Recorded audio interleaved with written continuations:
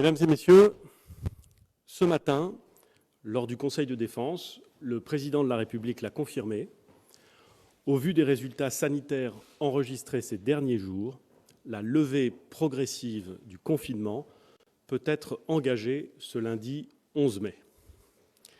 C'est une nouvelle étape dans la lutte contre l'épidémie. C'est une bonne nouvelle pour la France, pour les Français.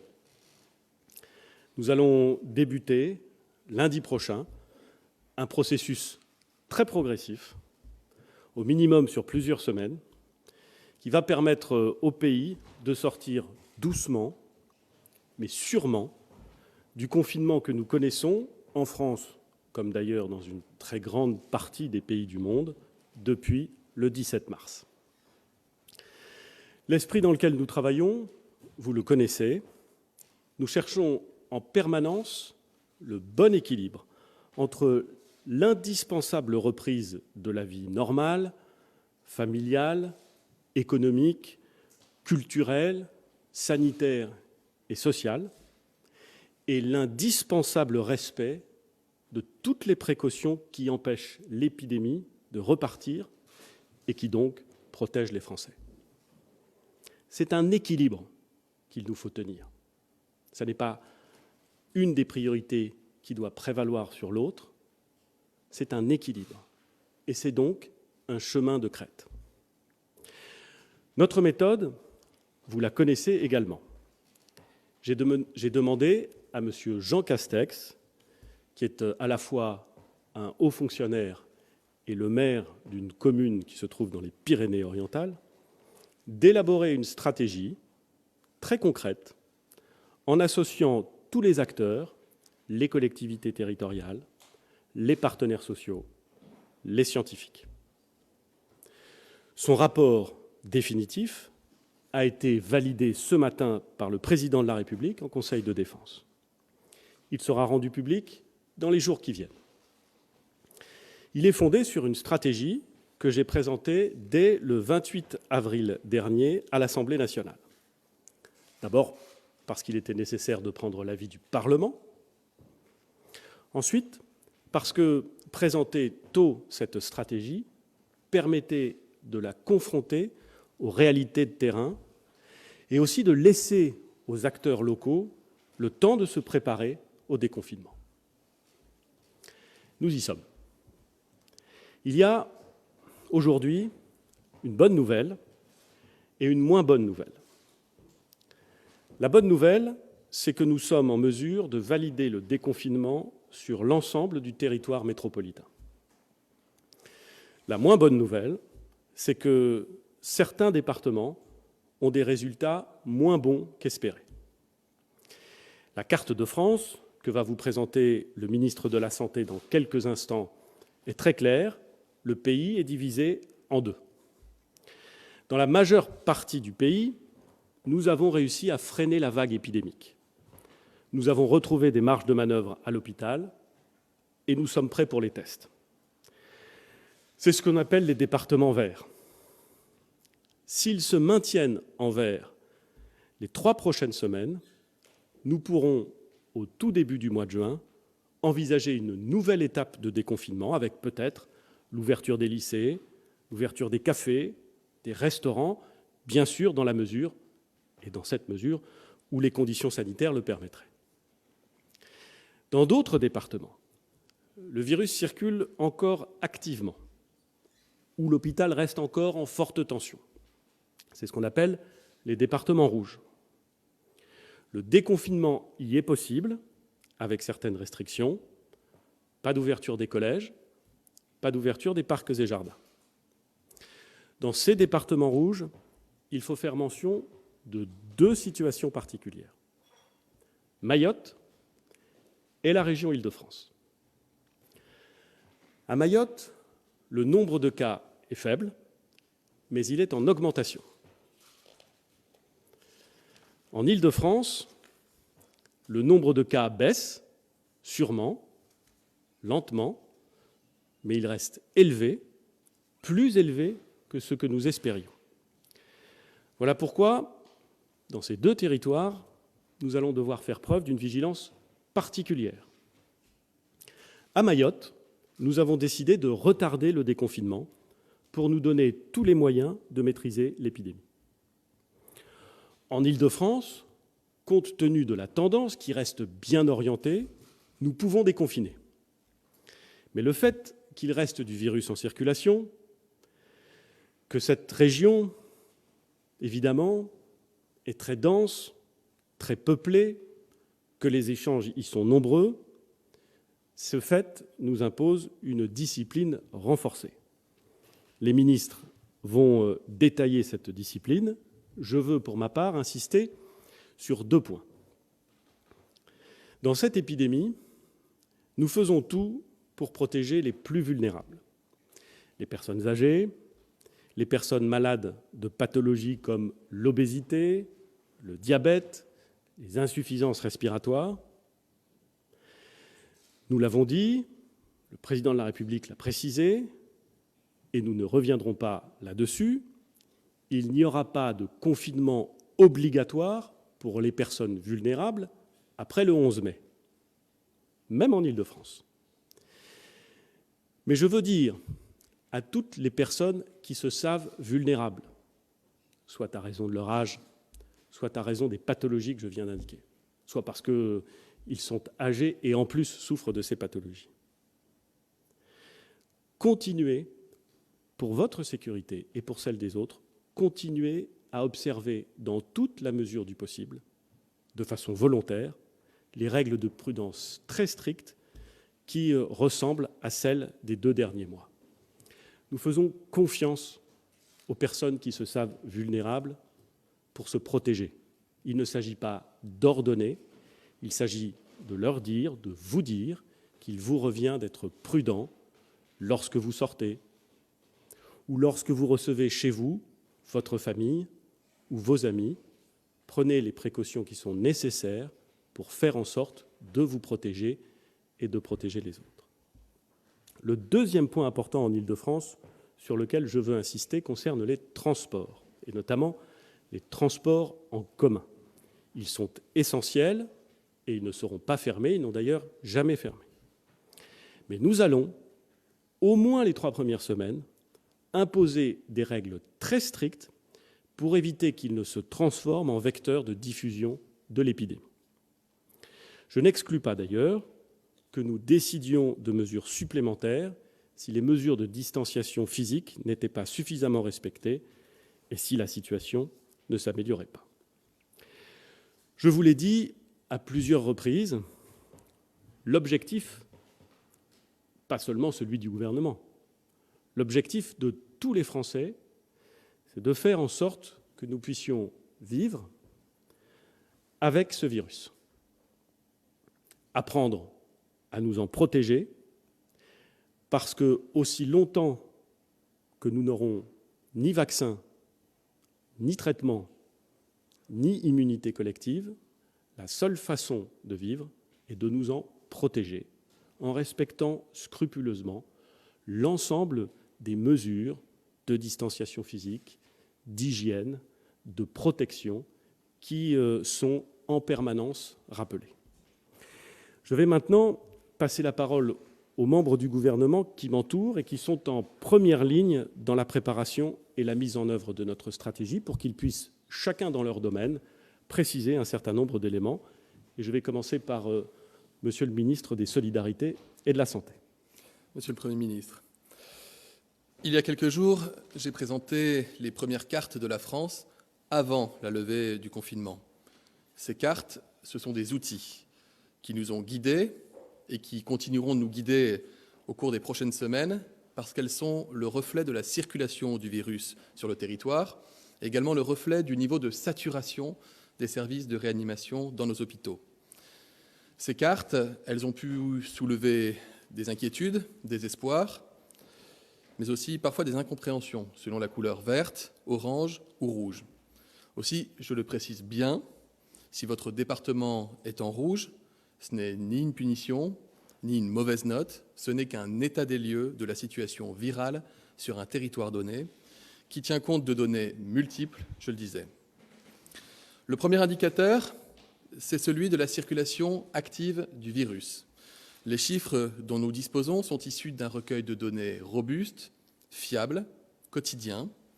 Ils proviennent de presque 700 services d'urgence et permettent de comptabiliser environ 90% des passages aux urgences. Ils sont publiés quotidiennement et font une moyenne des informations recueillies sur les 7 jours précédents. Nous constatons, et vous constatez, depuis les premières cartes, que la pression épidémique a baissé.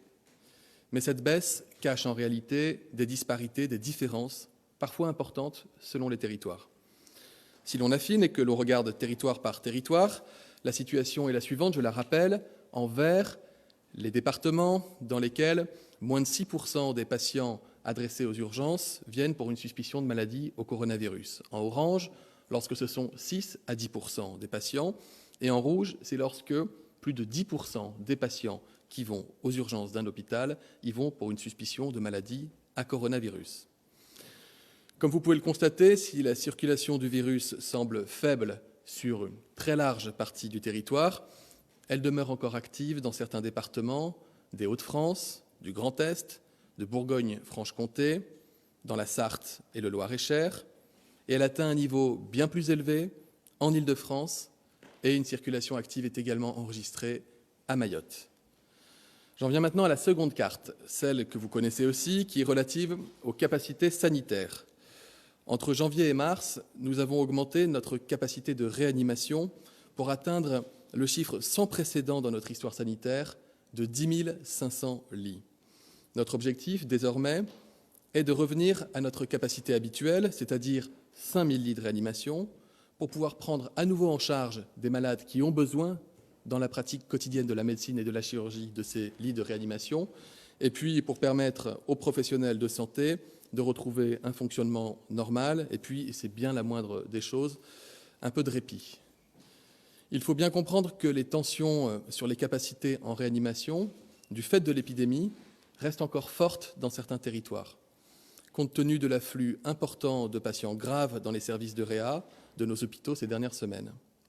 C'est le cas dans les régions qui ont été le plus touchées, l'Île-de-France, le Grand Est, la Bourgogne-Franche-Comté et, à minima, dans les Hauts-de-France, le Centre-Val de Loire, l'Auvergne-Rhône-Alpes et Mayotte. Dans le reste du territoire, la situation est revenue, sinon à la normale, en tout cas dans des eaux bien plus acceptables. Là aussi, les résultats qui sont affichés sont une moyenne sur les 7 derniers jours. Les seuils utilisés pour cette deuxième carte, vous les avez sur la carte, en vert, lorsque le taux d'occupation des lits de réanimation par des malades du coronavirus est inférieur à 60%, en orange, lorsque c'est 60 à 80%, et lorsque plus de 80% des lits de réanimation sont occupés par des malades atteints du coronavirus, la carte apparaît alors en rouge. Comme vous pouvez le constater, la situation est assez nette, avec au fond 3 diagonales distinctes dans l'hexagone. La première diagonale, en vert, va de la Seine-Maritime aux Alpes-Maritimes, avec des capacités hospitalières qui ne sont pas ou plus menacées par un afflux important de patients atteints de formes sévères. La seconde diagonale, celle qui s'affiche en orange, va du Pas-de-Calais à la Haute-Savoie, avec des services de réanimation davantage mis en tension par l'hospitalisation persistante de patients atteints de formes graves de coronavirus. La troisième diagonale, enfin, celle qui est en rouge, qui comprend essentiellement les départements des régions Grand Est, Île-de-France, Bourgogne-Franche-Comté, c'est cette diagonale dans laquelle la situation des services de réanimation reste l'objet d'une attention toute particulière. S'agissant maintenant de la troisième carte que vous allez découvrir aujourd'hui, c'est celle de nos capacités en matière de tests virologiques. En janvier 2020, le premier test PCR à la recherche du virus Covid-19 a été réalisé. Depuis, nous n'avons cessé d'augmenter, jour après jour, semaine après semaine, nos capacités diagnostiques en ville, à l'hôpital, dans les laboratoires départementaux vétérinaires, de gendarmerie, afin de pouvoir diagnostiquer de nouvelles infections. Un effort de montée en charge et de renforcement des équipements très important a été réalisé pour armer notre pays en tests. Ces dernières semaines, tout a été fait pour être en capacité de dépister les personnes vulnérables, mais aussi l'ensemble des personnes symptomatiques et les cas contacts. La France est prête pour tester massivement. La capacité de dépistage est dès aujourd'hui au niveau des besoins estimés. Vous voyez, la carte est pour le moins limpide. Pourtant, parfois, de la théorie à la pratique, il peut y avoir des écarts. C'est pourquoi j'invite les Français qui se seraient vus prescrire un test PCR et qui rencontreraient des difficultés de toute nature dans la réalisation de ce test à contacter le numéro vert 0800 130 000, le numéro que vous connaissez, afin de nous permettre de résoudre sans délai les problèmes éventuels. Comme vous pouvez le constater, les territoires seront, dans leur totalité, en capacité de tester largement. J'en termine donc par une carte qui fait la synthèse des différents indicateurs et qui se présente comme une photographie, comme un panorama de la situation des territoires français à compter du 11 mai. Cette carte articule les 3 indicateurs de pression épidémique, de tension sanitaire et de capacité en matière de tests. Vous le voyez, 4 régions, tous les départements de 4 régions restent en rouge. L'Île-de-France, les Hauts-de-France, Bourgogne-Franche-Comté et Grand Est. Pourquoi des régions et pas des départements ? Parce que nous faisons le choix de tenir compte comme indicateur prioritaire du niveau de tension, de saturation des réanimations des hôpitaux. Et que cet indicateur, nous l'avons vu lors de la vague épidémique dans les régions touchées, se conçoit à l'échelle régionale. En particulier, et le Premier ministre l'a dit, la situation en Île-de-France nécessite la plus grande des vigilances. Nous appelons les entreprises à recourir au maximum au télétravail. Nous invitons les habitants de l'Île-de-France à limiter leurs déplacements au strict nécessaire et l'ensemble de la population à appliquer encore plus scrupuleusement les gestes barrières. Quant aux personnes vulnérables, s'il vous plaît, limitez au strict minimum vos sorties et contacts avec toute autre personne. Je le redis, en Île-de-France, nous devons faire preuve d'une extrême vigilance. Je sais les difficultés que chacun a traversées ces dernières semaines et je sais combien tout le monde souhaite pouvoir reprendre une vie un peu plus normale, mais nous voulons à tout prix éviter une reprise de l'épidémie qui viendrait alourdir encore la situation de ces territoires. Ce sont donc des mesures de précaution essentielles en cette période que nous devons respecter tous ensemble, collectivement. Voilà où nous en sommes. Les éléments que je viens de vous présenter sont fiables, ils sont solides. Mais je le rappelle, et chacun doit le garder à l'esprit, l'épidémie est évolutive et la vérité d'un jour peut ne pas être celle du lendemain. J'en appelle donc à ce qui ne fera jamais l'objet d'aucune attestation, d'aucune justification et d'aucune règle. C'est bien l'esprit de responsabilité de chacun pour le bien de tous. Voici pour les cartes et les indicateurs. Semaine après semaine, vous l'avez dit, Monsieur le Premier ministre, le virus a reculé et nous pouvons donc enclencher une levée progressive du confinement dans tout le pays. Mais le virus n'a pas disparu, nous ne devons pas relâcher notre vigilance. Dans les prochaines semaines, gestes barrières et distanciation physique demeureront au cœur de la lutte contre l'épidémie, peut-être même plus important encore, puisque la vie éducative, économique, sociale va reprendre peu à peu son cours. Je veux vous expliquer comment réagir en chaque situation. Si vous présentez des symptômes évocateurs d'une infection au Covid-19, une fièvre, de la toux, une gêne respiratoire, la perte du goût parfois ou encore de l'odorat, il faut agir. N'attendez pas que cela passe. Contactez immédiatement votre médecin ou si votre médecin ne vous répond pas, contactez un médecin de garde et si vous n'en trouvez pas, en définitive, contactez le 15 pour qu'il vous oriente vers un médecin disponible. Il vous posera alors des questions et vous prescrira, s'il l'estime nécessaire, un test de dépistage. Parfois, il vous orientera à l'hôpital, parfois dans un laboratoire de ville, parfois dans un drive test qui seront organisés par des laboratoires, et parfois même chez vous, via une équipe mobile. Ce test est remboursé à 100% par l'assurance maladie, vous n'aurez rien à payer. En attendant le résultat du test, votre médecin vous demandera de rester chez vous, en isolement, afin de ne prendre aucun risque, ni pour vous, ni pour votre entourage. Si le test se révèle être positif, il vous suivra tout au long de votre maladie. Il alertera également l'assurance maladie qui vous contactera afin de commencer avec vous une enquête visant à identifier les personnes que vous auriez pu contaminer autour de vous, sans le savoir évidemment, et de manière à ce qu'on puisse appeler ces personnes qu'on va désigner cas contact. Votre isolement, si vous êtes malade, durera jusqu'à 2 jours après la guérison des symptômes, c'est-à-dire en moyenne pendant 8 à 10 jours.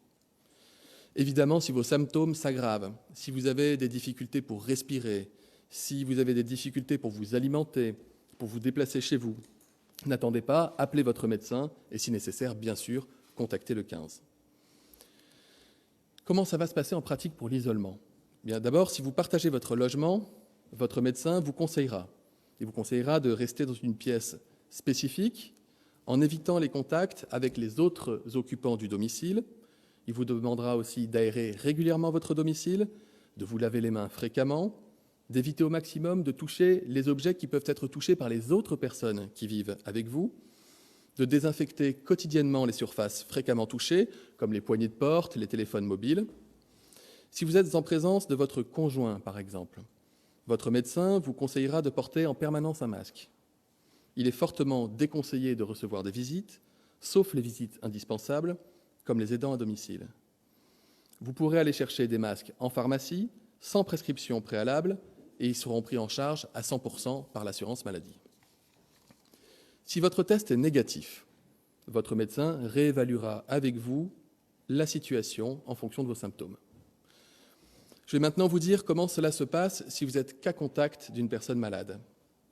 Le plus souvent, ce n'est pas vous qui appellerez, mais vous serez directement contacté par l'assurance maladie ou par quelqu'un qui travaille à l'agence régionale de santé et qui aura été informé que vous avez potentiellement été en contact avec une personne malade.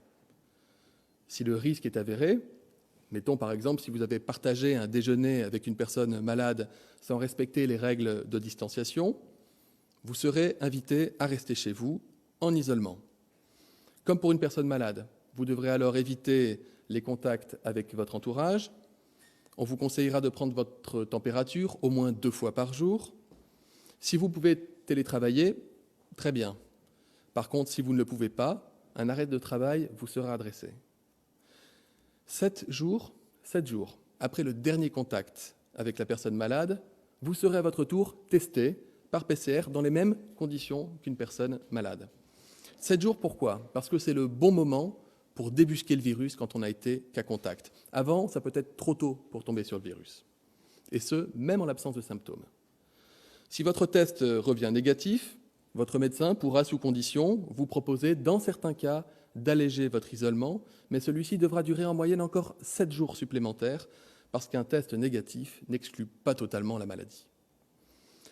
Que vous soyez malade ou que vous soyez cas contact, si vous êtes en isolement, n'hésitez jamais à signaler les difficultés que vous pourriez rencontrer dans votre quotidien auprès de votre médecin ou de l'assurance maladie quand elle vous appelle. Des cellules territoriales d'appui sont constituées partout, en lien avec les préfets, pour vous venir en aide. Enfin, si en général l'isolement est possible à domicile, votre médecin pourra vous proposer, selon votre situation, d'effectuer cet isolement hors de votre domicile, comme par exemple dans un hôtel, et là encore, les besoins seront pourvus par des équipes des cellules d'appui territoriales.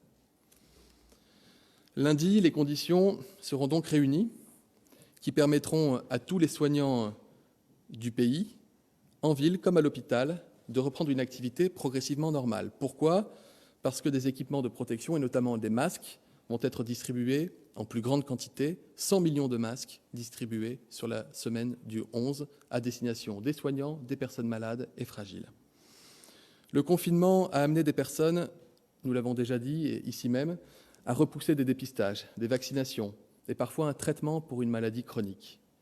Il ne faut pas créer une crise sur la crise. Il est vital que chacun aille se faire soigner quand il a besoin de soins.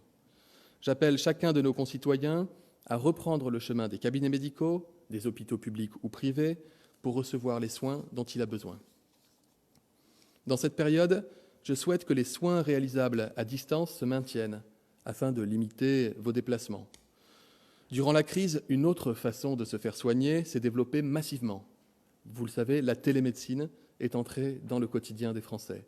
Chaque semaine, plus d'1 million d'actes de télémédecine sont désormais réalisés dans notre pays.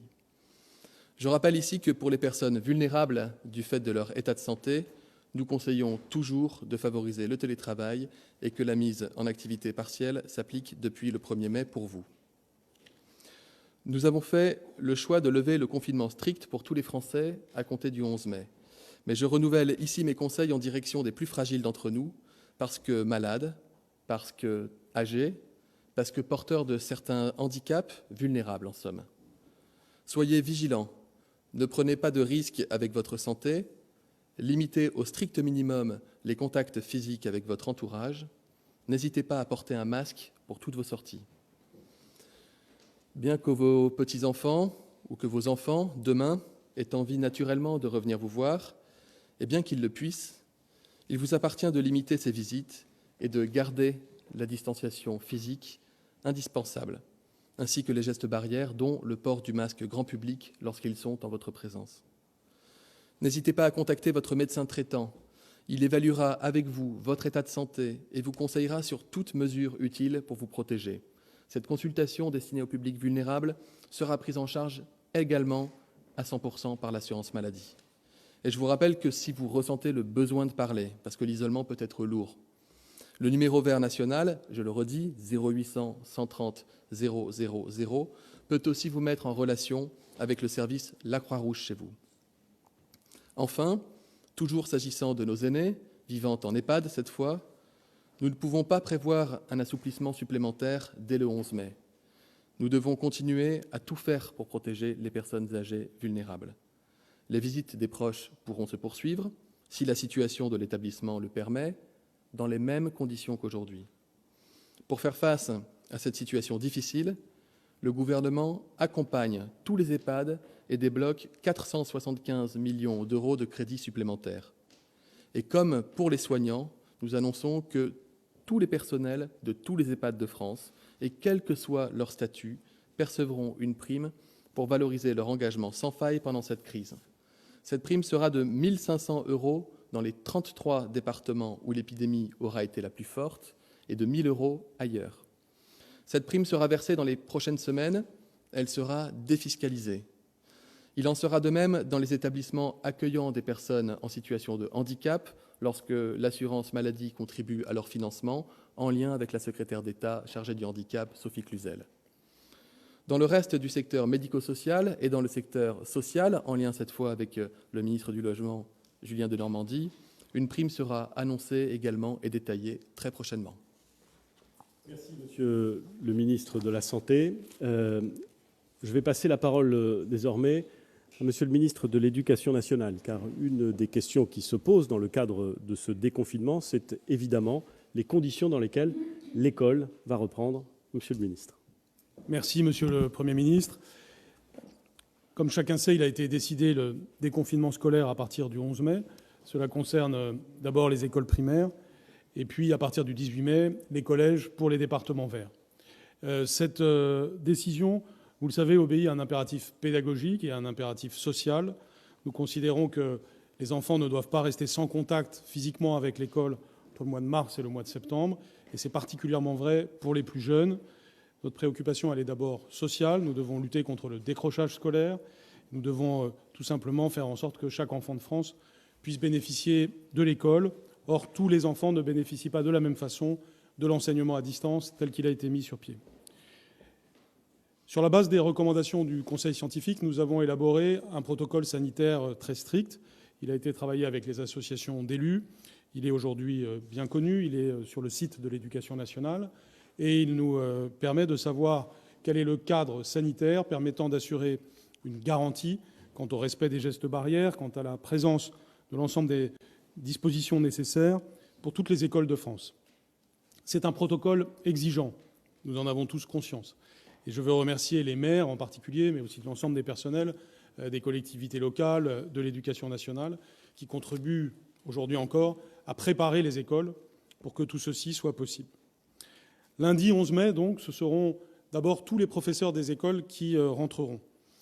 Alors, il y aura une pré-rentrée. Cette pré-rentrée, selon le contexte local, permettra un temps d'échange pour pouvoir poursuivre le lendemain la rentrée des classes. Parfois, la pré-rentrée durera aussi le mardi 12 mai, parce que la taille de l'école ou les circonstances locales le justifient. Nous allons évidemment, vous le savez, ne pas accueillir les élèves tous en même temps. Il y a d'abord des niveaux qui seront privilégiés, c'est la grande section, le CP, le CM2 en particulier, mais une grande latitude est laissée localement. Et puis il y a les publics qui ont été définis comme prioritaires, c'est d'abord les élèves en situation de handicap, c'est aussi les enfants de personnel soignant ou indispensables à la reprise ou sans solution de garde. Cette deuxième catégorie, nous en avons déjà l'expérience puisque nous avons accueilli 30 000 enfants de soignants pendant la période de confinement.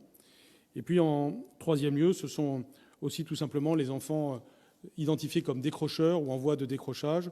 Nous les estimons à environ 4% aujourd'hui et il y a tout un travail qui va être fait pour les ramener vers l'école. Les parents doivent être informés personnellement cette semaine des modalités de reprise par l'école travaillant elle-même en lien très étroit avec la mairie. Bien entendu, cette rentrée n'est pas une rentrée ordinaire, ce n'est d'ailleurs même pas une rentrée, c'est une reprise. Et chacun comprend bien que tout ceci doit être progressif. Chaque enfant se trouve dans 4 situations possibles. À certains moments, il peut être à l'école, en petits groupes, avec ses camarades. Vous le savez, ces groupes ne dépassent pas 15 à l'école élémentaire et 10 à l'école maternelle. À d'autres moments, il peut être en études, quand les locaux le permettent et qu'il y a des moyens de surveillance. En troisième lieu, il peut se retrouver dans des locaux périscolaires. Ceci existe lorsqu'un travail entre l'éducation nationale et la mairie permet d'avoir ces activités de sport, de santé, de culture ou de civisme. Et puis en quatrième lieu, ils peuvent être à la maison, dans le cadre de l'enseignement à distance, à plein temps quand les parents ont préféré les garder à la maison, ou à temps partiel si ils passent une partie du temps à l'école et l'autre partie du temps à la maison. Ce système, évidemment, se règle localement, puisque chaque situation est particulière, et nous allons être particulièrement attentifs aux élèves décrocheurs pour qu'ils aillent le plus possible à l'école ou qu'ils puissent bénéficier pleinement de l'enseignement à distance. Je veux saluer l'engagement des directeurs et des directrices d'école qui, en ce moment même, avec l'ensemble des personnels, font un travail remarquable dans ce sens. Nous avons les premières remontées de ce qui est aujourd'hui attendu pour la semaine prochaine, en ayant à l'esprit qu'une partie des professeurs restent chez eux du fait, par exemple, de problèmes de santé ou de problèmes de santé d'un proche, et qu'une partie des élèves restent chez eux pour des problèmes de santé ou parce que la famille a choisi qu'ils restent chez eux. Mais dans ce contexte, nous avons pu travailler avec les communes pour que le maximum d'écoles puissent ouvrir. Et aujourd'hui, nos remontées nous permettent de voir qu'entre 87 et 90% des communes ont préparé la rentrée pour la semaine prochaine. Nous travaillons encore avec les 10% restants. Ce travail devrait permettre des ouvertures, d'ailleurs, au cours de la semaine suivante. Nous avons ainsi 80 à 85% des 50 500 écoles de France qui ont déclaré ouvrir la semaine prochaine. Une bonne partie donc des écoles seront ouvertes la semaine prochaine. Ça ne signifie pas que tous les élèves y vont. C'est même, comme je l'ai dit, progressivement que cela se passera, notamment à partir du 12 mai. Pour la semaine prochaine, nous aurons donc un peu plus de 1 million d'élèves, normalement, qui reviendront dans leur classe.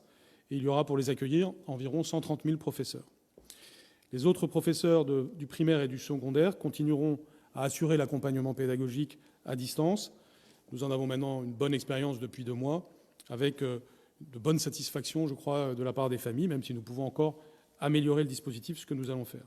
De même, 12 000 personnels médicaux et sociaux de l'éducation nationale sont mobilisés la semaine prochaine pour accompagner les professeurs et les élèves. Nous faisons particulièrement attention à la dimension psychologique de ce retour. Nous savons bien que les élèves, comme les adultes d'ailleurs, ont pu connaître certains traumatismes du fait de la période de confinement. Le déconfinement va aussi servir à cela, c'est-à-dire un accueil, du dialogue et la possibilité de définir un mois de mai et un mois de juin qui ne seront pas des mois de mai habituels et des mois de juin habituels, mais qui seront des mois utiles sur le plan pédagogique, éducatif, pour que les enfants puissent se retrouver et pour qu'on puisse bien définir la consolidation de leur savoir et aussi la suite de leur scolarité. Merci. Merci, Monsieur le ministre de l'Éducation nationale. J'ajoute à ce que vous venez d'indiquer que dans les départements verts, les collèges pourront commencer à fonctionner à partir du 18 mai, comme nous nous y étions engagés. Merci beaucoup. Je vais passer la parole à Madame la ministre en charge des transitions. qui va nous dire un mot d'un sujet qui est évidemment au cœur des préoccupations de ceux qui doivent se déplacer, la question des transports. Madame la ministre, vous avez la parole. Merci, Monsieur le Premier ministre. L'objectif du Gouvernement en matière de transport est de permettre à ceux qui le doivent de se déplacer en assurant la protection des usagers et des personnels des transports. C'est-à-dire, pour cette première étape du déconfinement jusqu'à fin mai, en appliquant les gestes barrières et les règles de distanciation physique. S'agissant des transports en commun en milieu urbain, l'objectif est d'augmenter l'offre le plus vite possible et de maîtriser très fortement la demande pour faciliter le respect de la distanciation physique. C'est tout le sens des concertations menées ces dernières semaines par les collectivités en charge des transports, avec l'appui des préfets. Dès le 11 mai, l'offre de transport de proximité, c'est-à-dire les métros, les bus, les RER, les TER, augmentera nettement avec un minimum de 50% des capacités habituelles et un objectif d'offre normale d'ici début juin. Concernant l'Île-de-France, nous visons une augmentation plus importante encore. Par exemple, la RATP passera son offre de 30% aujourd'hui à plus de 75% dès lundi prochain. Afin d'assurer la meilleure protection possible des usagers, l'objectif est que la fréquentation, qui est aujourd'hui de 6%, reste limitée à 15%. Pour limiter cette fréquentation et donc la demande, le télétravail, pour tous ceux qui le peuvent, restera la règle. Il est demandé aux employeurs d'étaler les horaires d'arrivée et de départ des salariés pour limiter l'affluence aux heures de pointe. Je voudrais saluer à cet égard l'adoption en Île-de-France d'une charte visant à faire appliquer ces règles, et le Gouvernement encourage toutes les démarches allant dans ce sens. Par ailleurs, le Premier ministre avait indiqué que si les collectivités en charge des transports le demandaient, nous étions prêts à réserver les transports en commun à certaines heures, à certaines populations. Cette demande a été formulée par la présidente d'Île-de-France Mobilités, Valérie Pécresse. L'accès aux transports en commun en Île-de-France sera donc réservé aux heures de pointe, aux personnes détenant une attestation de leur employeur ou ayant un motif impérieux pour se déplacer, que ce soit un motif de santé, convocation de justice ou pour accompagner des enfants. Bien sûr, une tolérance sera prévue pour les premiers jours. Enfin, les collectivités en charge des transports et les opérateurs devront prendre les dispositions permettant de limiter la fréquentation dans les gares, les stations et à bord des véhicules, par exemple en régulant les entrées, voire le cas échéant, en fermant certaines gares ou certaines stations en cas de surfréquentation. Les forces de l'ordre leur apporteront leur concours selon des modalités que le ministre de l'Intérieur vous présentera dans un instant. Nous voulons également limiter au maximum le trafic automobile et les risques de bouchons qui pourraient générer des pics de pollution et des blocages des axes routiers. Le covoiturage et les mobilités alternatives à la voiture sont donc encouragés. C'est notamment le sens du plan vélo que nous avons présenté pour favoriser sa pratique pendant le déconfinement. Les déplacements interrégionaux continueront pour leur part d'être très fortement limités pendant cette première période de déconfinement. À la différence des transports en commun en milieu urbain, l'offre sera volontairement réduite. Pour les TGV et Intercités, nous passerons de 7% de l'offre aujourd'hui à 20 à 30% de l'offre le 11 mai, pour atteindre au maximum 40% de l'offre habituelle fin mai. Les réservations seront obligatoires, avec des modalités adaptées selon le type de train, et l'occupation des trains sera plafonnée à 50% du total des places. Pour favoriser l'application des gestes barrières dans les transports et la protection de tous, le port d'un masque grand public sera obligatoire pour les usagers de 11 ans et plus et les personnels en contact avec le public, y compris dans les gares. En lien avec les collectivités locales, l'État mettra à disposition des masques dans les premiers jours du déconfinement pour les distribuer en appoint aux personnes qui n'auraient pas pu s'en procurer. L'absence de port de masque pourra faire l'objet d'une verbalisation, donc une amende de 135 €. Monsieur le ministre de l'Intérieur y reviendra, tout comme l'accès à un TGV sans réservation ou l'utilisation des transports en commun en Île-de-France aux heures de pointe en dehors des motifs prévus. Les opérateurs mettront à disposition du gel hydroalcoolique. Ils prendront des dispositions pour assurer la distanciation physique, par exemple la condamnation de sièges ou le marquage au sol. Et par ailleurs, les trains, les métros, les tramways, les bus seront désinfectés au moins une fois par jour. Donc c'est, comme le Premier ministre l'a dit, un défi considérable d'assurer un bon fonctionnement des transports en commun dans ce contexte. Comme depuis le début de cette crise sanitaire inédite, il faudra être capable de nous adapter en fonction de l'évolution de la situation, en gardant à l'esprit que c'est notre mobilisation à tous qui permettra de réussir cette nouvelle étape. Merci, Madame la Ministre. Je vais passer la parole à Monsieur le Ministre de l'Intérieur pour qu'il revienne sur un certain nombre de points qui doivent faire l'objet de précisions. Monsieur le Ministre, vous avez la parole. Merci, Monsieur le Premier ministre. Vous l'avez rappelé, à partir de lundi, la liberté de circulation sera rétablie et il sera possible de sortir librement dans la rue sans attestation, quel que soit le département où l'on habite, à l'exception de Mayotte. Cependant, une chose reste sûre, le virus ne se déplace pas tout seul. Et nous devons donc continuer à lutter au maximum contre la circulation du virus. C'est l'esprit des mesures présentées à l'instant par Elisabeth Borne et qui s'appliqueront dans les transports en commun. Les infractions à ces règles continueront à être sanctionnées, suivant le régime de contravention spécifique à l'état d'urgence sanitaire que vient de rappeler la ministre en charge des Transports, 135 €. Dans les transports publics, les collectivités et les entreprises seront en première ligne pour faire respecter les règles sanitaires. Le projet de loi en cours de discussion au Parlement permettra ainsi à leurs agents assermentés de sanctionner ces infractions. Au besoin et en renfort, le ministère de l'Intérieur interviendra avec jusqu'à 20 000 policiers et gendarmes mobilisés en fonction des plans de circulation et de transport arrêtés avec les autorités organisatrices. Ces policiers et gendarmes pourront également, évidemment, verbaliser. Concernant les trajets plus longs, la nécessité de limiter la circulation du virus nous impose de fixer une limite à 100 km pour les déplacements, sauf motif professionnel ou familial impérieux. Pour rappel, un motif professionnel, c'est par exemple avoir un métier qui exige la mobilité, chauffeur routier. Quant au motif familial impérieux, il peut s'agir d'un deuil ou de l'aide à une personne vulnérable. Ces 100 km seront calculés à vol d'oiseau à partir du lieu de résidence habituel. Je veux préciser toutefois que cette limite ne s'applique que si l'on quitte son département de résidence. Parcourir plus de 100 km au sein de son département de résidence reste possible sans restriction.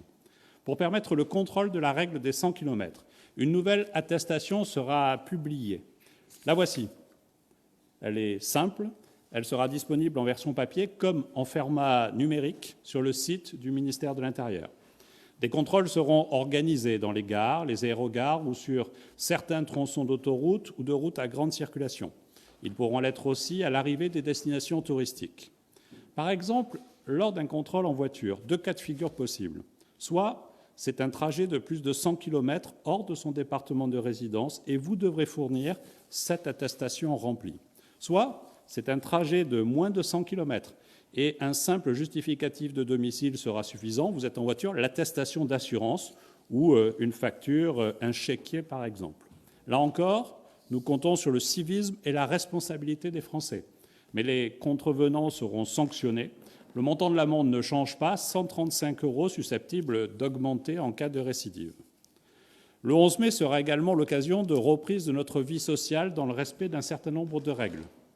Pourront rouvrir les lieux culturels de proximité, bibliothèques, médiathèques, musées, dont la fréquentation n'entraîne pas de mouvements importants de population.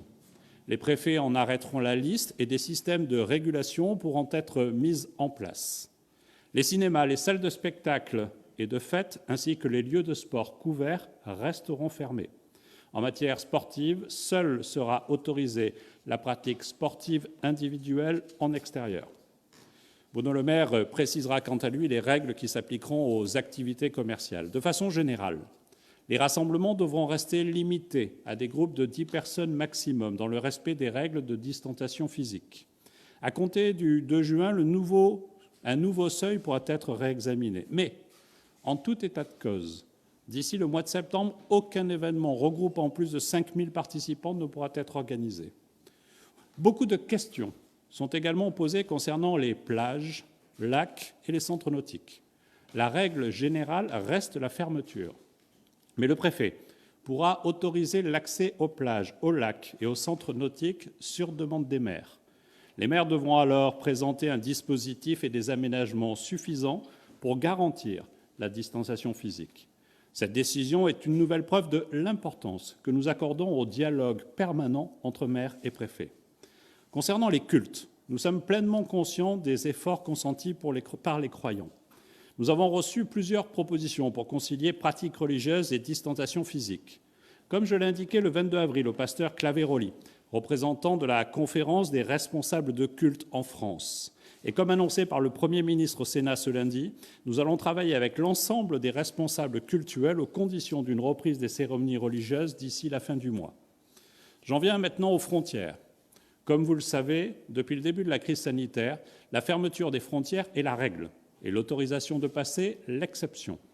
Nous avons toujours besoin de cette mesure de protection. Cela n'a donc pas vocation à changer immédiatement. Concernant les entrées et sorties de l'espace européen, un assouplissement progressif et ordonné des règles de circulation viendra en temps voulu, quand la situation sanitaire le permettra, et il sera décidé évidemment avec l'ensemble des États concernés. Mais les frontières restent donc fermées jusqu'à nouvel ordre. Pour ce qui est de nos frontières nationales, et notamment celles que nous partageons avec nos voisins européens, nous avons décidé de prolonger les restrictions mises en place jusqu'au 15 juin au moins. La libre circulation des travailleurs transfrontaliers sera, elle, préservée, comme c'est le cas depuis le début de la crise sanitaire. En outre, le projet de loi de prorogation de l'état d'urgence sanitaire, actuellement débattu au Parlement, rend possible des mesures de quatorzaine, voire d'isolement, pour toute personne, française ou étrangère, entrant en France, y compris en provenance de l'intérieur de l'espace européen. À ce stade, compte tenu de l'évolution de l'épidémie en Europe et au regard de l'alignement des mesures sanitaires entre pays européens, ces mesures ne seront pas appliquées à l'intérieur de l'espace européen, sauf outre-mer, et si nous le décidons, en Corse. Cette situation exige néanmoins que soit maintenue une étroite coordination en matière de contrôle aux frontières extérieures de l'Union. Enfin, nous avons décidé de rendre possible certaines dérogations supplémentaires pour permettre de franchir la frontière entre la France et un pays de l'Union européenne, par exemple pour tous les déplacements concernant la garde, la visite ou la poursuite de la scolarité d'un enfant, comme pour les ressortissants de l'espace européen qui justifient d'un motif économique impérieux et sont munis d'un contrat de travail, en particulier les travailleurs saisonniers agricoles. Mesdames et messieurs, la bonne mise en œuvre de ces règles repose sur la responsabilité de chacun. Déconfiner, c'est ne pas baisser la garde, c'est une liberté progressivement retrouvée. L'immense majorité de nos concitoyens le savent. Le très faible taux de verbalisation depuis le début du confinement, moins de 6%, le prouve. Notre civisme collectif, c'est notre réussite collective. Le travail continue, les forces de l'ordre seront à pied d'œuvre, de même que les préfets et sous-préfets, pour adapter, aux côtés des maires, territoire par territoire, notre stratégie de déconfinement. C'est ensemble que nous vaincrons ce virus et nous sommes tous mobilisés autour d'un objectif commun, réussir le déconfinement. Merci, Monsieur le ministre de l'Intérieur.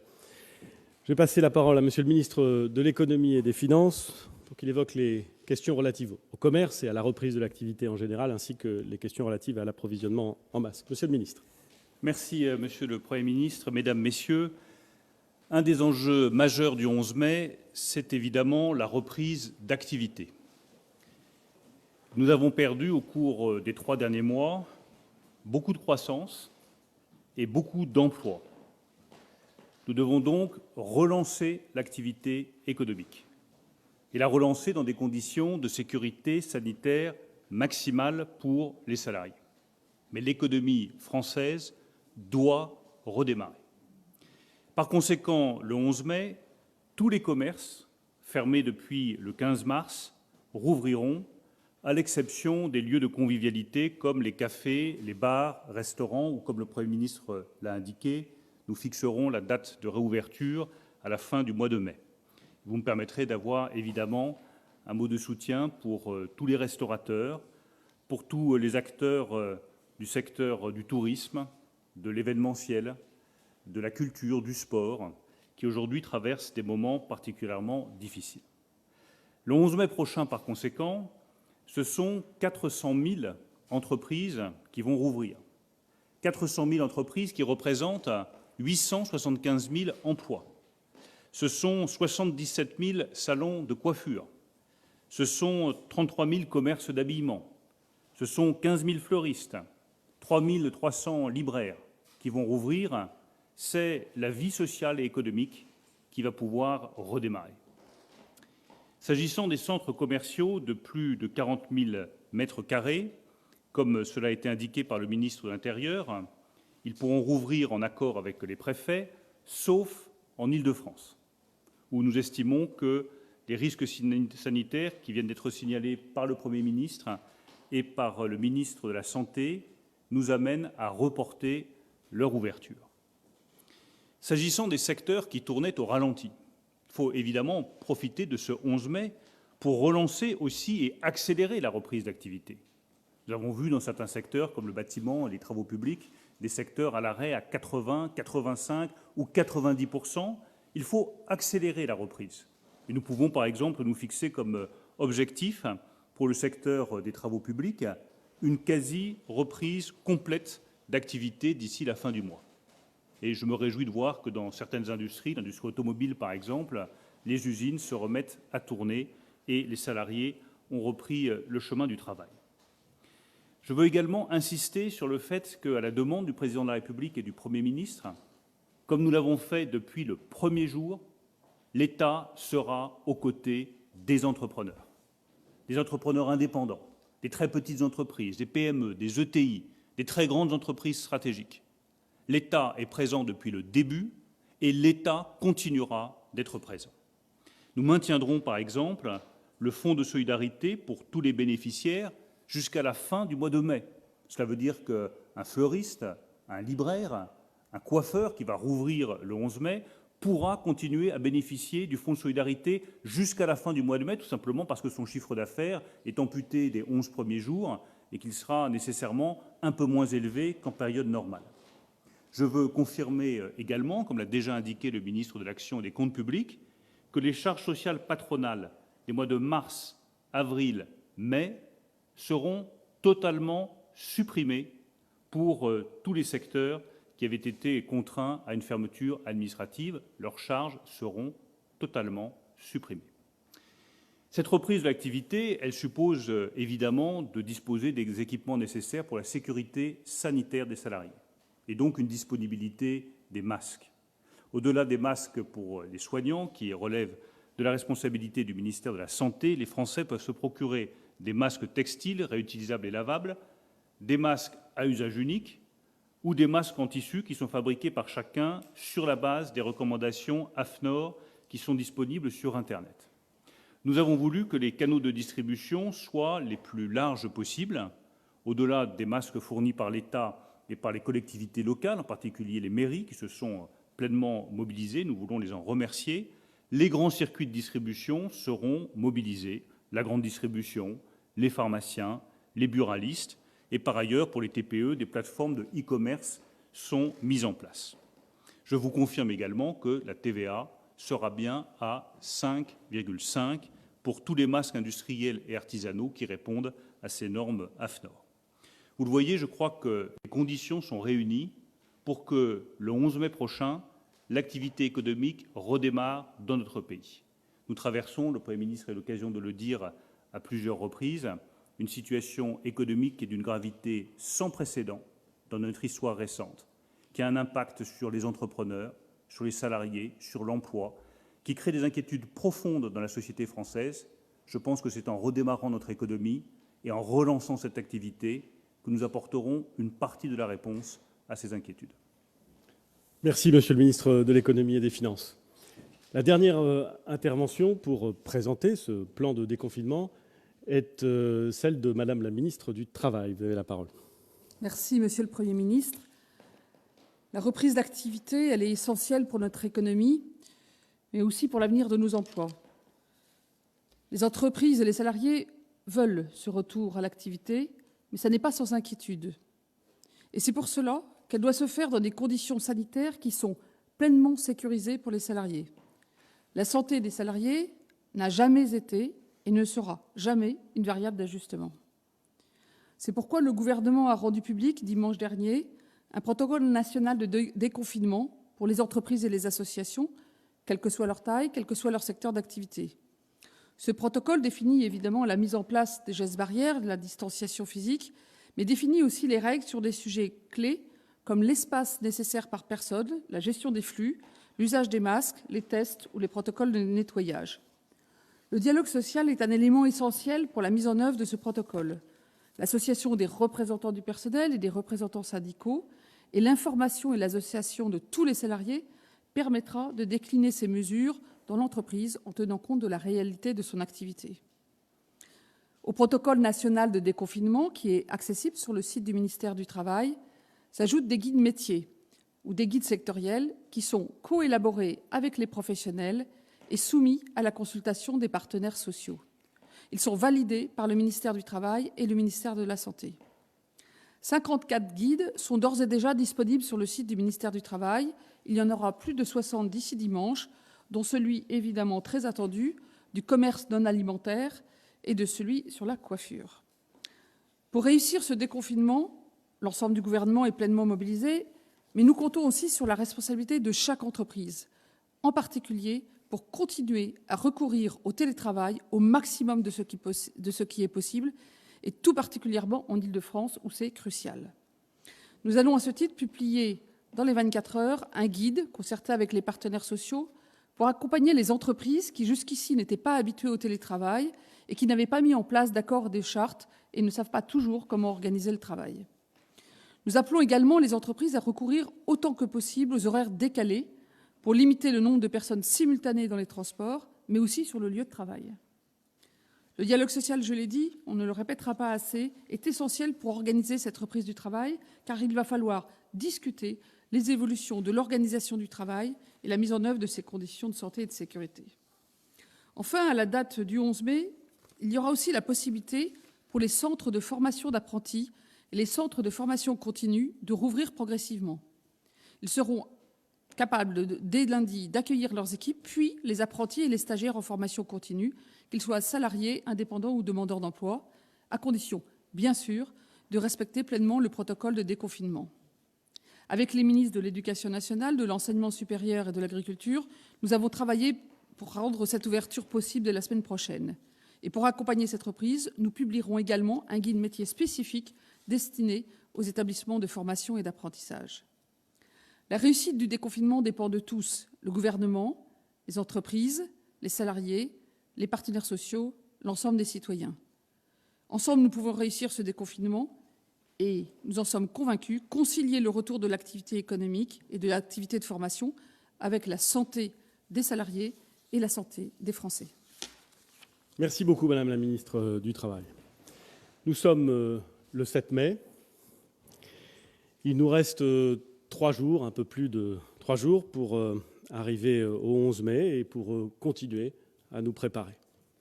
Lundi prochain sera le premier jour d'une phase nouvelle, d'un redémarrage de notre vie sociale. Ce ne sera pas une vie totalement normale. L'ensemble des membres du gouvernement qui s'est exprimé aujourd'hui l'a dit clairement, mais ce sera le début de cette nouvelle phase. Elle demandera de la part de chacun des Françaises et des Français de la discipline et de la responsabilité. Le 11 mai, bien entendu, mais aussi le 12, le 13, et tous les jours suivants, c'est dans la durée que nous réussirons à maîtriser la circulation du virus et l'épidémie. Je suis confiant sur le fait que nous saurons faire preuve collectivement de cette discipline et de cette responsabilité. Le déconfinement progressif ne doit pas être le signe ou la marque du relâchement de notre vigilance. Nous allons aborder les jours et les semaines qui viennent avec pragmatisme, en continuant tout au long du mois de mai à adapter notre plan au retour du terrain, à poursuivre le dialogue avec les élus locaux, à apprendre d'éventuelles difficultés qui se feraient sentir. Je voudrais remercier très chaleureusement tous ceux qui contribuent à préparer cette journée du 11 mai et cette phase qui va débuter lundi prochain. Les maires, bien entendu, puisque nous les avons placés au cœur des opérations de déconfinement, les préfets, les entreprises, l'ensemble des élus locaux, les agences régionales de santé, les fonctionnaires de l'État, tous ceux qui, à leur place, en fonction de leurs responsabilités, contribuent à nous préparer et à permettre ce déconfinement. Dans 3 semaines, à la fin du mois de mai, nous saurons précisément où nous en sommes. Nous saurons si, oui ou non, nous avons réussi à contenir l'épidémie. Nous saurons tout cela au rythme des contaminations et des entrées à l'hôpital et en réanimation, que nous allons évidemment surveiller avec une immense attention. Si ces nombres et si ces chiffres restent bas, nous pourrons nous en féliciter et passer à une nouvelle phase, élargissant nos espaces de liberté dans de nombreux domaines particulièrement importants pour l'été qui vient. Si ça n'est pas le cas, nous en tirerons les conséquences et nous nous adapterons. Je souhaite évidemment à tout prix éviter cette hypothèse, mais il ne serait pas sérieux et il ne serait pas raisonnable de ne pas l'évoquer. Lundi, je pense que beaucoup de Françaises et de Français seront heureux de retrouver un peu de la liberté qui leur a tant manqué pendant ces longues semaines de déconfinement. Un peu de l'espace qui leur a manqué. Un peu de la nature qui leur a manqué lorsqu'ils étaient confinés dans des appartements des grands centres urbains.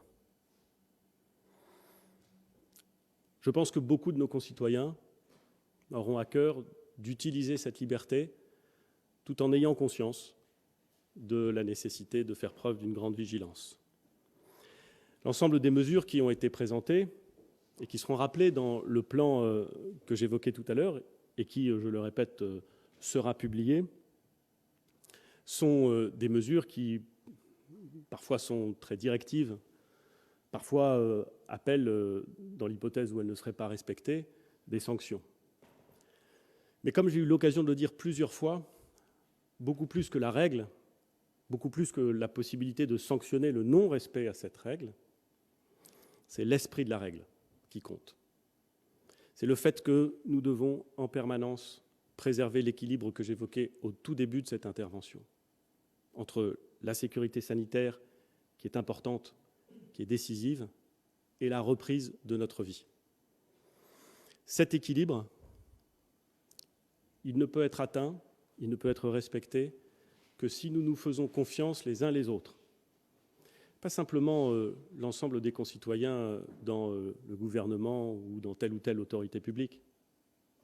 Les uns les autres, entre nous, si nous avons tous compris ce dont il s'agissait. Et je veux dire qu'en la matière, j'ai confiance.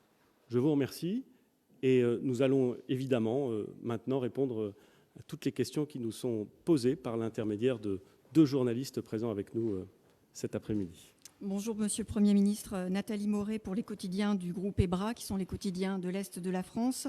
Avant de répercuter les questions de mes confrères, j'ai une première question. À partir de lundi, donc, la France sera divisée entre les départements verts et rouges. Les Français étaient très impatients de découvrir cette nouvelle carte. On a compris que le risque était différent selon qu'on habitait dans un département vert et rouge, en clair selon si on habite à Toulouse ou à Mulhouse. Mais en termes de contraintes, ça reste finalement assez limité à l'ouverture des parcs et jardins et des collèges. Alors pour bien vous comprendre, est-ce qu'il y aura à partir de lundi une France à 2 vitesses ou pas ? Non, d'abord, il n'y a qu'une seule France et il ne faut jamais imaginer qu'il y aura une France à 2 vitesses. Et partout, la prudence s'impose. Partout, les gestes barrières, la distanciation physique, partout la vigilance s'impose. Qu'on soit dans un département vert ou dans un département rouge, nous ne pouvons pas faire les malins avec le virus et nous devons être extrêmement concentrés. Ce qui est vrai, c'est que dans les départements verts, la situation est objectivement meilleure. Souvent parce que le système hospitalier est plus disponible, a été moins sollicité et peut donc mieux répondre dans l'hypothèse où les choses s'aggraveraient. Cela veut dire que dans les départements rouges, il faut faire, c'est vrai, encore plus attention. D'où le fait de décaler l'ouverture des collèges, d'où le fait de limiter au maximum les lieux de sociabilité. Mais la distinction entre vert et rouge, qui existe et qui existera dès le lundi 11 mai, aura peut-être vocation à s'accentuer à partir du mois de juin. Comme je l'ai indiqué, dans les départements qui resteront verts, c'est-à-dire qui, pendant 3 semaines, auront permis de constater que nous maîtrisons la circulation du virus. On pourra aller plus loin le 2 juin. Dans ceux qui ne seront pas passés au vert, il ne sera pas possible d'aller aussi loin. Et donc vous voyez que cet instrument qui permet une différenciation aujourd'hui est appelé évidemment à s'accroître. Un dernier élément sur la distinction entre les départements verts et les départements rouges. J'ai indiqué que lorsque des doutes se posaient sur telle ou telle mesure, lorsque les maires et les préfets discutent très localement de la façon dont ils peuvent interpréter ou dont ils doivent mettre en œuvre une règle, le fait d'être dans un département rouge ou dans un département vert est évidemment une aide précieuse. Plus de prudence lorsqu'on hésite dans les départements rouges que dans les départements verts. Voilà à quoi sert cette distinction. Et je répète, pour bien conclure, que dans 2 territoires déjà classés en rouge, le département de Mayotte et la région Île-de-France, c'est une vigilance encore accrue qu'il convient de respecter.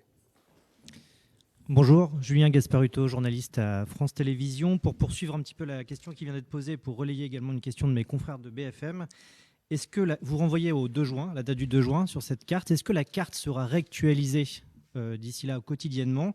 Est-ce qu'en fonction de l'évolution de l'épidémie, vous pourriez durcir les critères dans certains départements ou certaines régions et à l'inverse les assouplir dans d'autres départements ou régions? Je vais parler, et évidemment le ministre des Solidarités et de la Santé pourra compléter ce que je vais indiquer.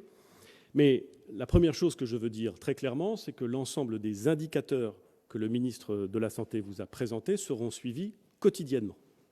Et que nous avons souhaité qu'ils puissent être rendus publics, connus, compris par l'ensemble de nos concitoyens. Nous allons suivre quotidiennement les critères que nous avons évoqués. Et bien entendu, si tout reste vert, pas de sujet. Si on reste rouge, même en s'améliorant un peu, mais sans aller en deçà des seuils qui permettent de classer en vert, là encore, nous verrons. Ensuite, il y a des mesures qui, si on basculait du rouge au vert, demandent du temps. Je vais parler de façon hypothétique. Il faut toujours se méfier quand on parle de façon hypothétique. Imaginez que dans tel département, dans 4 jours, on bascule en vert. Nous ne serions pas prêts, dans un département qui basculerait en vert le 15 ou le 16 mai, à recommencer la scolarité des enfants du collège le lundi suivant. Nous allons donc être prudents, constater le caractère durable des améliorations lorsque nous le constaterons et procéder par des périodes de 3 semaines, comme je l'ai indiqué, de façon, là encore, à donner de la visibilité, de la prévisibilité, de la précision aux indicateurs que nous donnons. Je ne sais pas si Monsieur le ministre de la Santé veut compléter ce que je viens de dire. Vous avez tout dit, Monsieur le Premier ministre. Peut-être juste rappeler que les indicateurs de suivi épidémique, ils sont glissants sur 7 jours. C'est-à-dire qu'on ne fait pas au jour donné, on regarde sur les 7 derniers jours. Donc l'évolution s'en voit consolidée, mais pas forcément accélérée. Et dire qu'on fait du travail, presque du travail à façon, c'est-à-dire qu'on regarde territoire par territoire. Vous avez un territoire dans lequel un indicateur peut vous paraître vert ou à la limite d'être vert, mais vous voyez qu'il est bordé par des territoires dans lesquels le virus circule activement. Puis vous avez des territoires qui peuvent être des départements de résidence pour des gens qui vont travailler dans un département dans lequel le virus circule activement. C'est pour ça que je suis extrêmement vigilant quand je présente les cartes, en expliquant bien qu'il s'agit d'une photographie à un moment donné, qui tient compte des réalités de chaque territoire. Il ne faut pas se contenter de regarder les chiffres à l'état brut, parce que sinon, ça ne rend pas compte de la réalité des territoires. Et puis, un indicateur qui sera important à partir de lundi, mais on ne le rendra pas nécessairement quotidien, il faut que ça fasse sens. on regardera en transparence, de toute façon, on l'a toujours fait, on envoie nos données, on les publie sur Internet, sur le site du gouvernement. Ce sera le nombre de tests qui reviendra positif par territoire. Ça, ce sera quelque chose qui sera extrêmement important comme indicateur. Ce sera un indicateur fin. Aujourd'hui, on a un indicateur de circulation active du virus qui repose sur les entrées et les admissions aux urgences. On sait que cet indicateur, il est précoce, bien plus précoce que le nombre d'hospitalisations, etc. Mais quand demain, on bénéficiera d'un indicateur qui est combien de tests positifs sont réalisés territoire par territoire, là, ce sera important pour nous de pouvoir le suivre. Et puis ce sera aussi une occasion de vérifier qu'on est en mesure, effectivement, de réaliser tous les tests qu'on doit faire dans les territoires. Et peut-être même,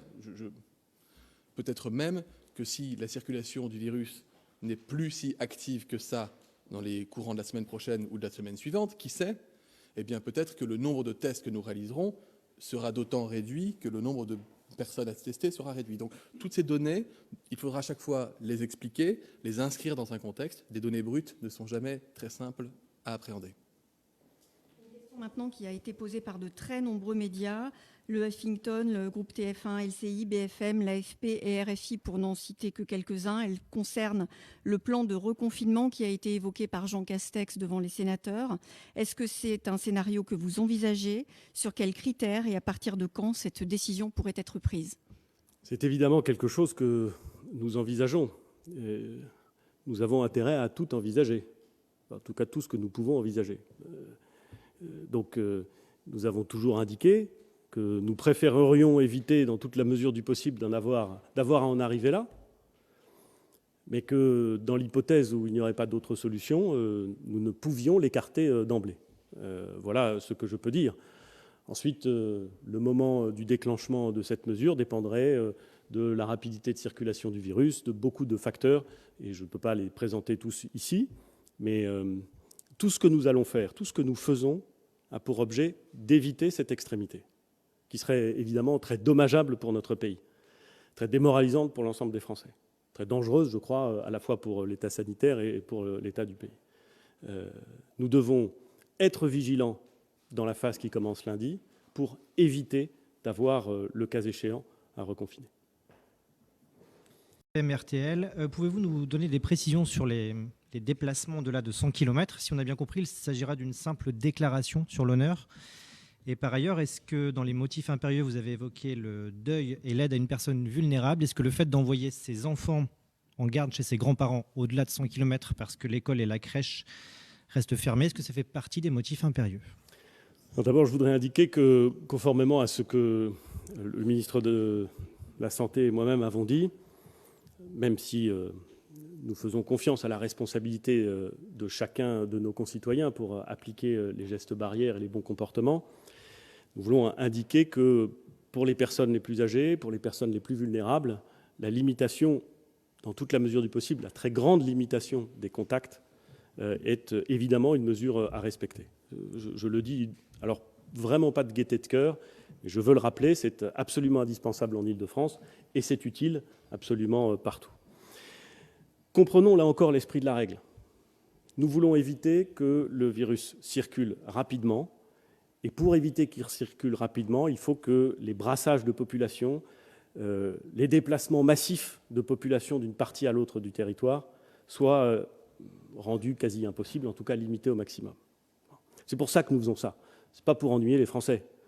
On aimerait tous pouvoir retrouver notre liberté complète de mouvement, de circulation, de rencontres, de découverte, de voyage. Mais nous voulons éviter des propagations trop rapides, des brassages trop massifs de population. Donc cette règle des 100 km. Dans le cas d'un déplacement professionnel indispensable, je prends un exemple, cela peut arriver, un procès qui se tient dans une ville, un avocat qui doit aller plaider. C'est évidemment indispensable. S'il doit aller au-delà de 100 km, ça peut arriver, ça m'est arrivé dans une autre vie, de pouvoir réaliser un type de déplacement qui est un motif impérieux professionnel. Le ministre de l'Intérieur a dit le décès d'un proche est évidemment un motif impérieux, chacun peut le comprendre. L'assistance à un parent vulnérable ou à un enfant vulnérable relève à l'évidence de ces motifs impérieux. La simple visite pour se faire plaisir, le déplacement dans une résidence secondaire. Tout cela me semble en revanche ne pas relever du motif impérieux et donc il faut, dans toute la mesure du possible, se l'interdire. Un mot sur l'accès dans les transports en commun qui devra donc se faire avec une attestation employeur. Est-ce que ça concerne... Uniquement en Île-de-France. Voilà. Et est-ce que pour l'instant.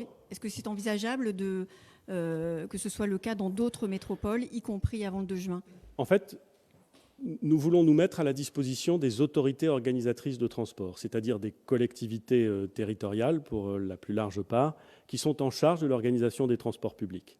Si, pour organiser les transports publics dans telle agglomération ou dans telle métropole, l'autorité locale en charge de l'organisation nous dit « aidez-moi et organisons ensemble un système dans lequel, pour accéder au transport public à certaines heures, il faut avoir une attestation de l'employeur », alors nous nous mettrons à la disposition des autorités organisatrices et nous mettrons en place ce système.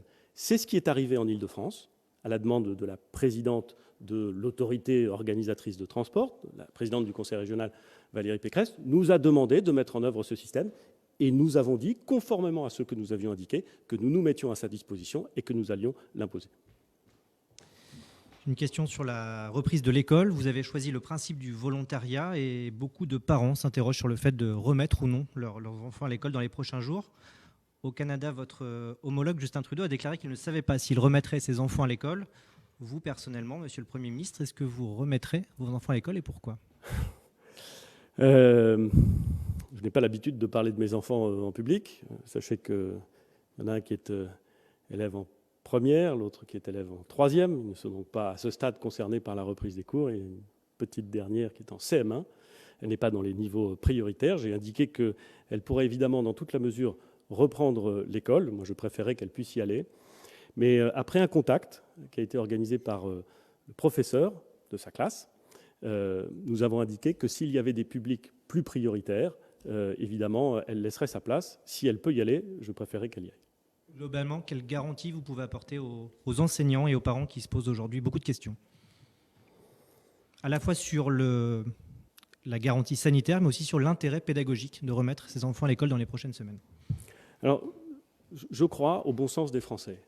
Je pense que tous les Français sont absolument convaincus qu'il est de l'intérêt de leurs enfants d'aller à l'école.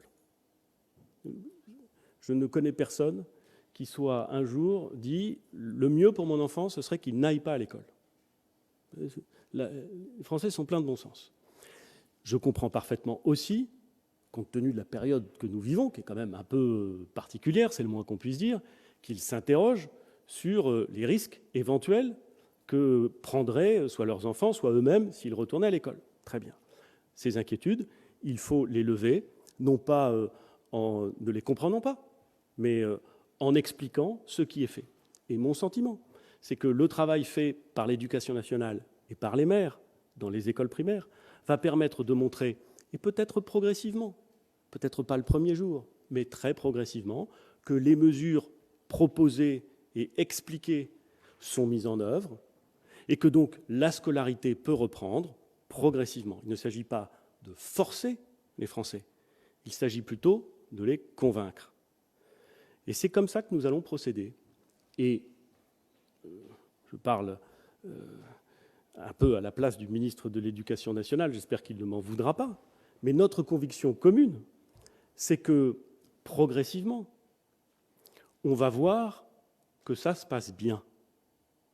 Et que comme ça se passe bien, il y a un intérêt évident pour nos enfants à reprendre le chemin de l'école.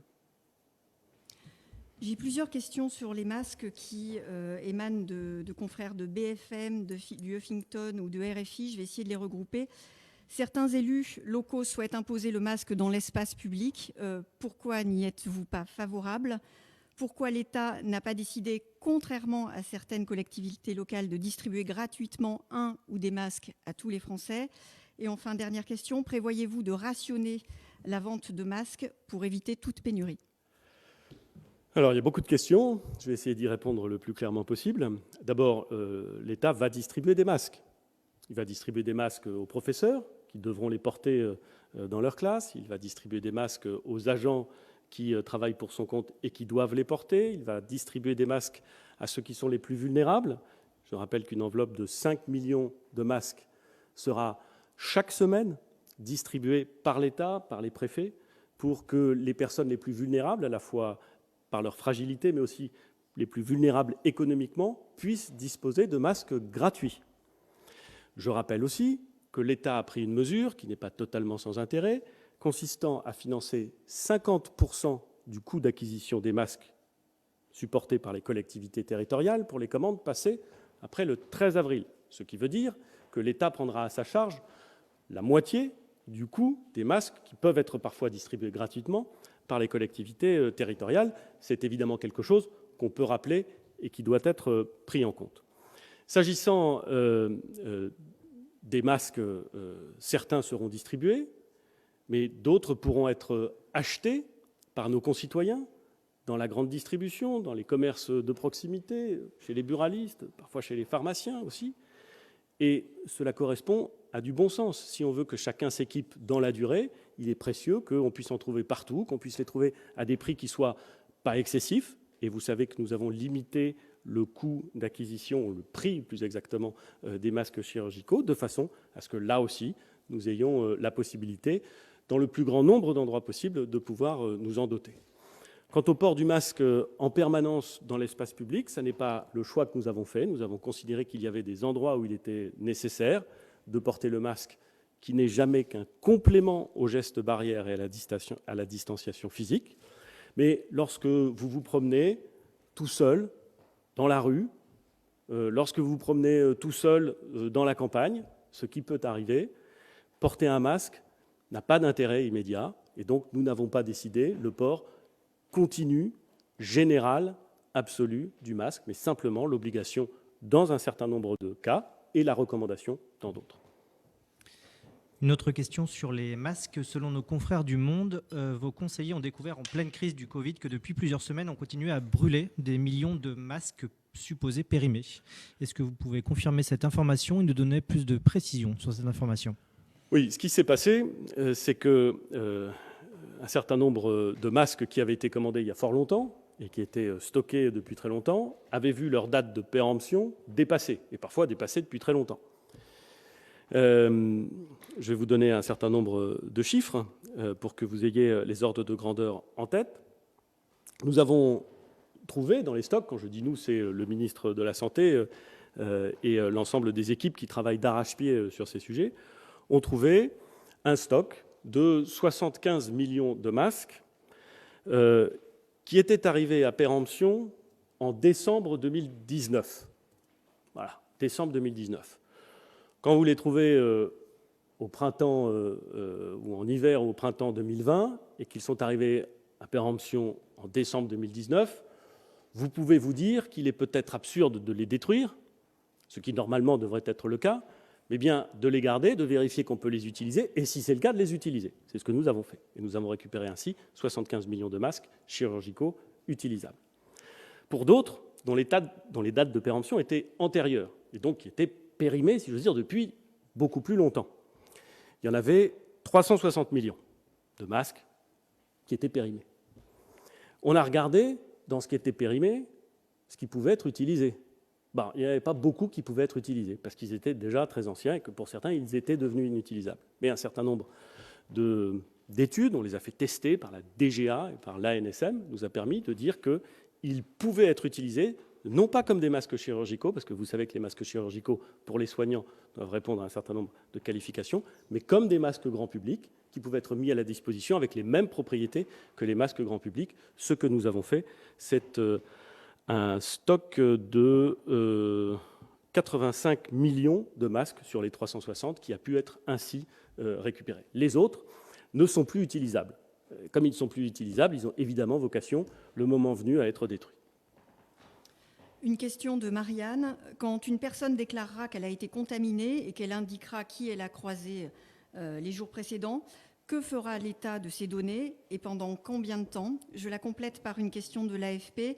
Pouvez-vous garantir qu'il y aura suffisamment de personnes dans les brigades, sachant que le professeur Delfrécy recommande 30 000 personnes ? Monsieur le ministre de la Santé. Nous avons débattu au Sénat 2 jours et juste après cette conférence de presse, je rejoindrai les bancs de l'Assemblée nationale pour poursuivre ce débat important. qui porte sur les outils numériques indispensables. Je le dis, indispensables pour qu'on puisse faire des études épidémiologiques, c'est-à-dire pour aller protéger des personnes qui ont potentiellement été en contact avec quelqu'un de malade et donc qui peuvent être porteuses du virus. Ce que nous voulons, c'est le minimum de données. Est-ce que le test est positif ou négatif?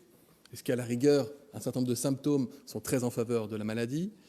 Il n'y a pas de création d'un nouveau fichier national, comme je peux le lire par endroit. Il y a l'utilisation d'un fichier très connu, qui est le fichier de l'assurance maladie, qui est le fichier qui s'appelle Amélie Pro, qui existe déjà parce que, par exemple, les diabétiques le connaissent, les hypertendus le connaissent. Toutes les personnes qui sont en affection longue durée figurent sur ce fichier, auquel ont accès des médecins, mais également des salariés de l'assurance maladie. Dans les mêmes conditions. Dans les mêmes conditions, nous avons une extension de ce fichier pour le cas très précis de la lutte contre l'épidémie au coronavirus. Nous n'avons pas vocation, en pleine crise sanitaire, et nous n'avons pas vocation dans notre pays de toute façon, à aller créer des fichiers qui auraient je ne sais quelle finalité. On est dans l'essentiel. On est vraiment dans l'épure de l'essentiel. Vraiment, l'objectif, c'est que lorsque vous êtes testé, lorsque vous avez un prélèvement, eh bien, ce prélèvement ne se perd pas dans la nature. À partir du moment où vous êtes prélevé, vous avez une identification de ce prélèvement qui va ensuite aller au laboratoire, à l'Agence régionale de santé, à l'assurance maladie, pour qu'on ne perde pas vos données et qu'on puisse vous contacter. Et quand on vous contacte, ce que je disais tout à l'heure, si vous êtes malade, admettons, et que je suis de l'assurance maladie et que je vous appelle, j'ai besoin d'avoir un fichier dans lequel je vais enregistrer les coordonnées des personnes que je vais pouvoir contacter pour pouvoir vérifier avec elles si elles sont véritablement des cas contacts, auquel cas il faut pouvoir les protéger ou non. Ce fichier, système d'information, n'a vocation à durer que le temps de l'épidémie. Donc je comprends que dès lors qu'on parle de fichiers, qu'on parle de santé, et puis il y avait un certain nombre de questionnements, les sénateurs ont commencé à y répondre, les députés continueront d'y répondre, c'est la démocratie qui bat son plein, et donc nous ferons évoluer le texte à chaque fois que ce sera nécessaire, mais je le redis, nous avons besoin de ce dispositif, qui n'est pas du tout en lien avec le système numérique de traçage, comme on avait quand on parle de Stop Covid. Là, on parle vraiment de ce fichier national qui est important. Et puis sur les fameuses brigades, il ne faut pas, je pense qu'il y a un tout petit peu de confusion. En réalité, vous avez des personnes qui vont s'occuper des gens malades et des personnes contacts, ce que je disais tout à l'heure, pour vérifier si vous êtes malade, pour vous apporter de l'assistance, vous faire avoir le test, vous appeler pour vous donner votre résultat.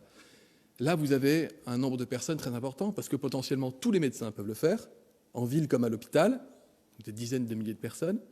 Une équipe spécifique à l'assurance maladie qui sera, je dirais, graduelle en fonction des besoins. 3 000, 4 000, s'il le faut, 5 000 personnes, avec un renforcement qui peut être fait partout où c'est nécessaire, et puis les équipes dans les agences régionales de santé qui viennent en appui là où il y a ce qu'on appelait les clusters, c'est-à-dire les zones de forte activité virale dans un territoire. Donc ça, c'est tout le côté dépistage et évaluation, suivi épidémiologique. Et puis vous avez des cellules d'appui territoriales qui sont en lien avec les préfets, avec des milliers et des milliers de personnes qui sont là pour pouvoir vérifier que tout va bien si vous êtes à l'isolement, que vous avez de quoi manger, que vous ne rencontrez pas de difficultés. Donc en réalité, c'est une équipe au service de la lutte contre le coronavirus dans chaque territoire où que vous habitiez, pour vous protéger et vous venir en aide. Une question de nos confrères de l'AFP. Comment et à partir de quand vous allez organiser le déconfinement dans les EHPAD? Quelle sera la méthode? Là aussi, nous avons indiqué que s'agissant des personnes les plus vulnérables et donc les plus fragiles, il fallait être encore plus prudent que la grande prudence que nous utilisons déjà pour la population générale. Les visites sont possibles dans les EHPAD, mais elles doivent être organisées avec la plus grande prudence, en respectant la distanciation physique, en veillant à ne pas placer dans une situation de risque les personnes hébergées, et parfois aussi les soignants qui les accompagnent.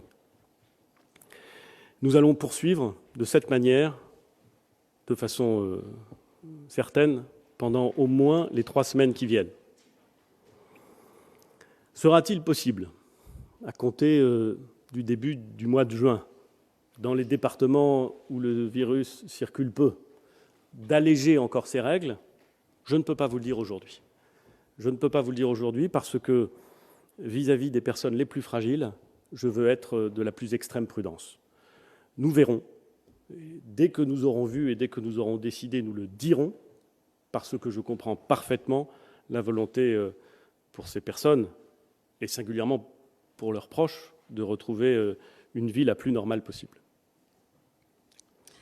Une question posée aussi par de nombreux confrères. Pourquoi ne pas avoir testé la réouverture dès le 11 mai des cafés et restaurants dans certains territoires tests où il y a peu de malades, par exemple la Lozère? Et je rajoute cette question de Nice Matin. Si les restaurants et les bars acceptent de placer leurs tables en terrasse et à la bonne distance, pourquoi ne pas autoriser leur réouverture dès maintenant? Probablement, ceux qui suggèrent ces idées, je comprends très bien qu'ils le fassent, nous trouverons trop prudents et me trouveront trop prudent. Je peux supporter le fait qu'ils me trouvent trop prudent. Mais je veux le dire, nous devons être collectivement prudents et l'hypothèse d'un redémarrage de l'épidémie serait tellement difficile à supporter pour notre pays, tellement dangereuse pour notre pays, que nous voulons procéder progressivement. Je vous ai indiqué que dans les départements qui demeureraient verts, la perspective que vous évoquez sera possiblement envisagée à compter du début du mois de juin. Alors certes, c'est dans 3 semaines, certes, il faut que l'ensemble des mesures qui sont mises en place permettent aux départements verts de rester en vert. C'est ce à quoi chacun d'entre nous doit s'employer, de façon à pouvoir permettre là aussi le redémarrage d'activités qui sont essentielles pour l'économie locale, essentielles pour ceux qui les font vivre et je dirais essentielles pour l'ensemble des Françaises et des Français qui sont attachés à cet art de vivre si particulier que constituent les cafés à la française. Vous avez ouvert la porte à une réouverture des plages, sous conditions, on a bien compris. Quelles sont les mesures barrières que vous souhaitez mettre en place et que préconisez-vous? C'est une question de CNews également. Il ne vous a pas échappé que l'orientation initiale du gouvernement, c'était de dire, pour des raisons de prudence, qu'il convenait que les plages demeurent fermées. Et puis nous avons écouté les remarques des élus locaux, les remarques d'un certain nombre de nos concitoyens, les remarques des parlementaires, de la majorité, de l'opposition aussi. Et nous avons essayé d'imaginer la façon dont nous pouvions, en limitant au maximum le risque, car vous avez bien compris que nous voulions être prudents, faire droit à cette demande qui peut s'entendre, qui n'est pas généralisée, mais qui peut s'entendre, puisque nous avions indiqué notre volonté de pouvoir procéder en différenciant, territoire par territoire. Nous avons pris la décision, ce matin, de faire en sorte que le principe demeure la fermeture des plages, mais que, à la demande des maires et sur présentation par eux-mêmes d'une réglementation, d'un cahier des charges permettant de garantir un usage compatible avec la sécurité sanitaire, le préfet puisse les autoriser à ouvrir la plage. Autrement dit, il faudra que localement, territoire par territoire, vous savez, tous les territoires ne se ressemblent pas. On peut imaginer que les plages de galets, comme c'est le cas au Havre, qui sont très vastes, n'aient pas exactement le même régime d'occupation que des petites criques sablonneuses dans le sud de la France. On peut l'imaginer. Et donc il faudra que les élus locaux et les autorités préfectorales entrent en contact et qu'elles réussissent à se convaincre mutuellement qu'on peut prendre cette décision en garantissant le respect des règles sanitaires. Une question de BFM. Face au coup de frein économique, êtes-vous favorable à l'idée de travailler davantage en supprimant un jour férié, par exemple, comme le préconise l'Institut Montaigne? Je complète par une question de l'AFP qui va dans le même sens. Le gouvernement est-il favorable à une augmentation du temps de travail? Je vais rester sur les questions relatives au déconfinement. Les questions qui sont posées par un certain nombre d'acteurs sont de bonnes questions. Elles imposent qu'on s'interroge sur la façon dont, dans la durée, une fois la crise sanitaire passée, et elle n'est pas encore passée, une fois la crise sanitaire passée, notre pays répondra à la crise économique et à l'appauvrissement général qui va intervenir. Je pense qu'il y aura un débat. Il faut que ce débat soit large. Il ne faut pas se jeter d'anathème avant que les propositions soient formulées. Mais je crois que si nous voulons retrouver d'une certaine façon notre prospérité, si nous voulons dépasser ce cap et ce coup dur pour la France, il faudra que collectivement nous nous en donnions les moyens, par le travail, par la solidarité, par l'inventivité, Ce sera l'objet des discussions qui auront lieu dans les semaines et dans les mois qui viennent. Mais permettez-moi, pour l'heure, de me concentrer sur la sortie de la crise sanitaire. Nous commençons cette sortie, nous n'en avons pas terminé. Une question de TF1 LCI. Qu'en est-il dans cette phase de déconfinement des conseils municipaux ? Beaucoup ont été élus dès le premier tour des élections en mars. Est-ce qu'ils vont pouvoir rentrer en fonction dès mai ou juin ? Vous avez demandé le conseil du conseil scientifique. Est-ce que vous avez des réponses ?